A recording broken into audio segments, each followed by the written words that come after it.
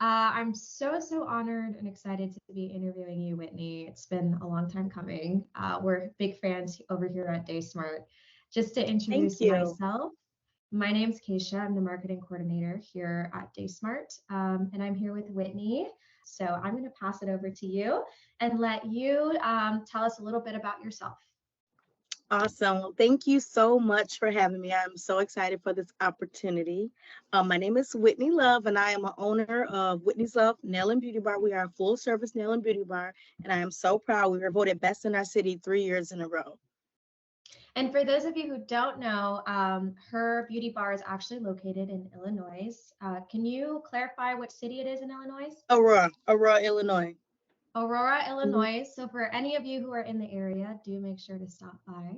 Come see me. Yes, come see her, y'all. Well, before we get into it, I just wanted to get some background info about how you were introduced into the nail and beauty business, and what inspired you to become an entrepreneur. Awesome. Well, I would definitely say I fell in love with the beauty industry, specifically nails, when I was 10 years old. Just growing up, I always wanted to have the fancy nails. I wanted to get my nails done, but my mom had 6 kids. There was no way that was happening. So I did not let that stop me. I would go to Sally's or Walmart and get that little nail kit that they used to have, and I would just practice on myself. And eventually, with practice, I became good and I started doing my friends.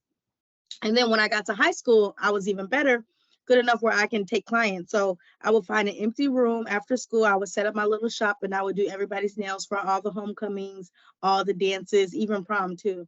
Yeah. Then right Even after high prom. school, yes, even prom. Right after high school, I went straight to school for cosmetology. So this is literally my purpose. This is all I have ever done, and I'm truly passionate about it. Yeah, well, it started, it sounds like you started when you were really young. How long have you been running your business? Oh, goodness. I have been in business for almost 15 years. Wow, wow, it's impressive. I know last time you spoke with one of my colleagues at DaySmart, and when we interviewed you, you mentioned how the pandemic at the time had greatly affected your business. Can you tell us a little bit more about how you were impacted by that? Oh, yes. My business was impacted heavily during the pandemic because let's just be honest, who's thinking about beauty services during the pandemic? No one. And we couldn't even go outside. So we definitely were impacted. We were hit really hard. And I feel like when we were able to open up, we were the last on the list. They kind of forgot about us. So it took us a long time to open up. And when we were able to open up, we had a lot of guidelines to follow, a lot of restrictions. So it impacted us heavily. Yeah, and a lot of these events happened when nobody was prepared. So I know Yeah. a lot of entrepreneurs had to think quickly on their feet about how to adjust to all of these changing times. And I know it was a scary moment for a lot of entrepreneurs, especially in the beauty business. Yes. What are some ways? I know at the time of the pandemic, you were an active DaySmart Salon customer. What were some ways that you used the DaySmart Salon software to navigate through the pandemic? We definitely took advantage of the email marketing campaigns. I would create marketing ads and just stay up to date with my clients and let them know, what guidelines we have, when we will be able to open, or if we had any offers that we can give them. We also took advantage of the memberships. So I created a monthly membership to keep those revenues coming in. And then when we were able to open, I would email the clients to let them know, hey, you have a lot of services to redeem. Thank you for supporting us. Yeah, that's great. Can you touch a little bit more on how memberships works for you guys, especially now? Yeah, so definitely, I would say once a month, our clients will come in and they will get a service, whatever service they want that they chose from their membership package. And then they would get charged a reoccurring. So they have a reoccurring, whatever package they chose, they would pay that reoccurring. And that was their set price. And then they got to choose which day they'd come in to redeem those services. Yeah, I love that there's an option for you guys to reward your loyal and repeating customers. And I know that's a feature that a lot of our customers say they really enjoy about DaySmart Salon. Yeah, absolutely. Especially the loyalty points. Like I love getting new clients, but I want to reward the clients for being loyal and continue to come. So being able to redeem those points, the clients love that.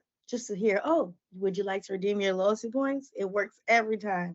I mean, I would love that. You're making me Mhm. want to become a member. Yes.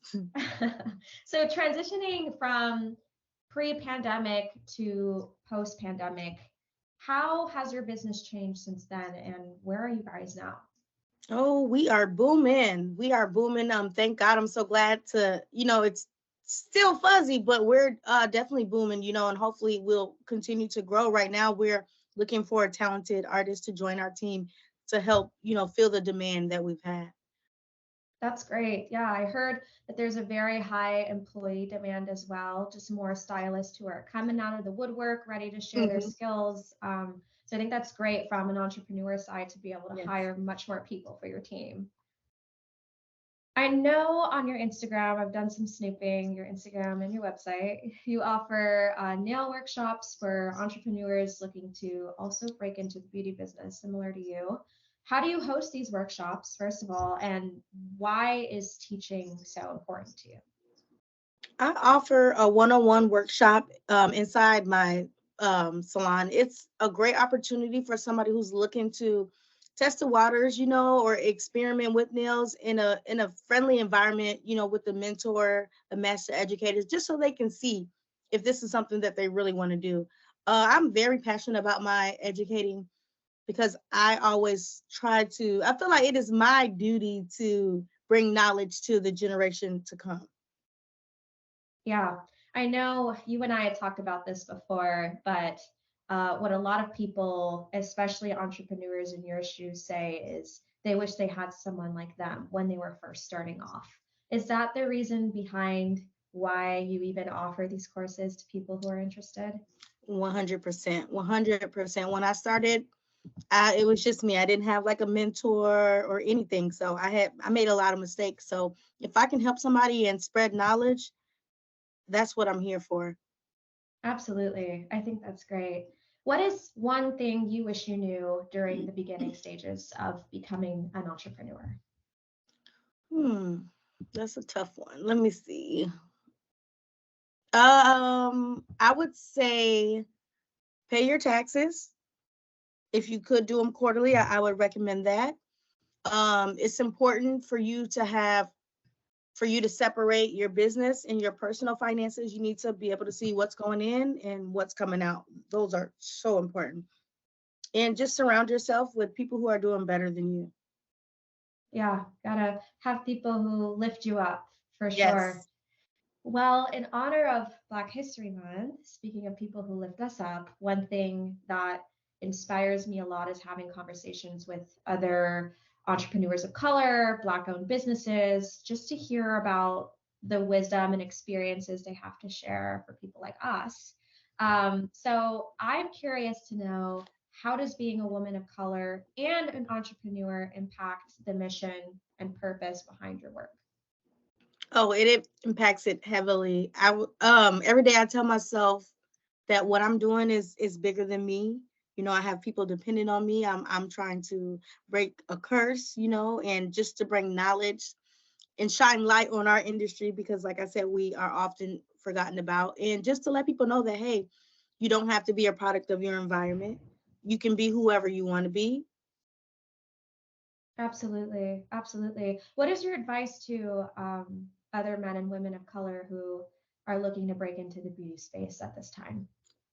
I would say do your due diligence, do your research, don't just go and try to start a new business.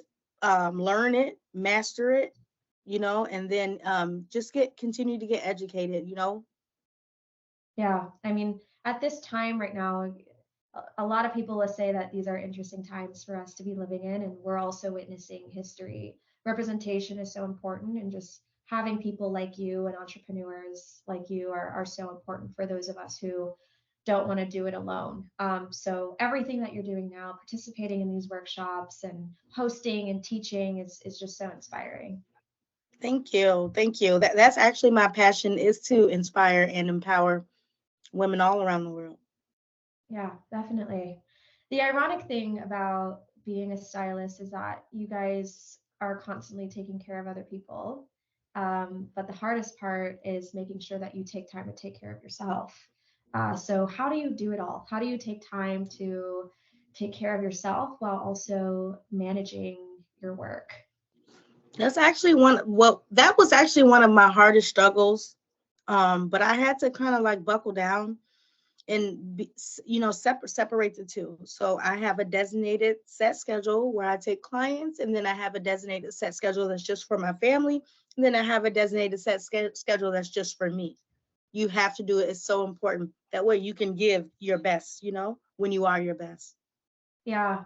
Well, apart from attending the Renaissance tour, what is your favorite form of self-care? I love a nice hot bubble bath. I love catching up with my girlfriends. That's one of my favorite things. And I actually love karaoke. I love karaoke. It's my favorite things to do. Those are my self-care things. Okay, I have to ask, what's your go-to karaoke song? I think you already know. It's anything Beyonce. Anything Beyonce. It really depends on the mood and the crowd. But I know if I click on Beyonce, she can pretty much cover everybody out. Everybody will be happy. Agreed, agreed. Lately, mine has been one of the songs from the album.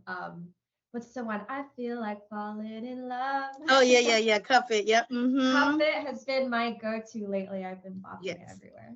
It just makes you get up. It just makes you. You don't have no choice but to feel great. Yeah, no, I agree. All right, well, just to close up our interview, what is your favorite motivating quote? My favorite motivating quote, I would say, um, success is on the opposite side of fear. They're literally neck and neck. So you can decide, do you want to be successful or do you want to just be in fear? You know? Another one, some oftentimes we say, oh, I'm gonna try to get up, or I'm gonna try to cook dinner. Don't try, just be. I will be up and I will be cooking dinner, and that'll promote different patterns of positivity. Yeah, no, that's definitely encouraging for a lot of us who are burnt out currently in this phase. So thank you for Mhm. sharing that. Is there anything about your business or your workshops that you'd like to plug or promote? Yes. If anybody who is interested in just testing out nails, just want to work with nails, don't hesitate to reach out to me for more information. I love these workshops and I feel you will too. And want to shout out my beautiful glam squad. My team is amazing. Sadie, Cynthia, Natalie, Alexa, Evelyn, Dana. I love you ladies so much. If you guys are in the area, come check me out. Come check us out. We have a lot of different services to offer.